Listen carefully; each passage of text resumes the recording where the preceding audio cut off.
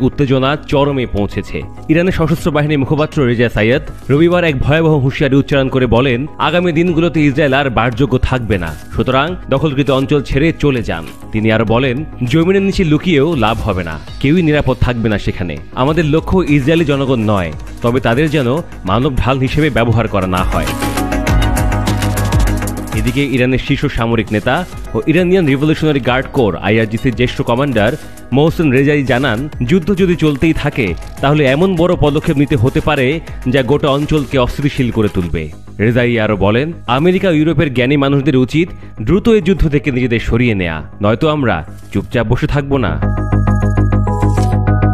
এই অবস্থায় শুক্রবার ইসরায়েল একাধিক লক্ষ্যবস্তুতে বিমান হামলা চালায়, যার মধ্যে ছিল ইরানের কয়েকটি গুরুত্বপূর্ণ সামরিক ঘাঁটি ও পারমাণবিক স্থাপনাও। পাল্টা জবাবে ইরানও বিভিন্ন ক্ষেপণাস্ত্র ও ড্রোন হামলা চালায় ইসরায়েলের ভিতরে। এই পাল্টাপাল্টি হামলা এখনও থামেনি। দুদেশের সীমান্ত জুড়ে যুদ্ধকালীন প্রস্তুতি অব্যাহত রয়েছে। আকাশপথে নিষেধাজ্ঞা আরোপ করেছে একাধিক দেশ। এদিকে হোয়াইট হাউস থেকে দেওয়া এক বিবৃতিতে যুক্তরাষ্ট্রের প্রেসিডেন্ট ডোনাল্ড ট্রাম্প বলেন, আমরা বিশ্বাস করি শান্তি সম্ভব, দুই পক্ষের সঙ্গে সংলাপ চলছে। বিশ্লেষকরা বলছেন, এই সংখ্যা যদি নিয়ন্ত্রণের বাইরে চলে যায় তবে তা গোটা মধ্যপ্রাচ্য ও বিশ্বের উপর মারাত্মক প্রভাব ফেলবে।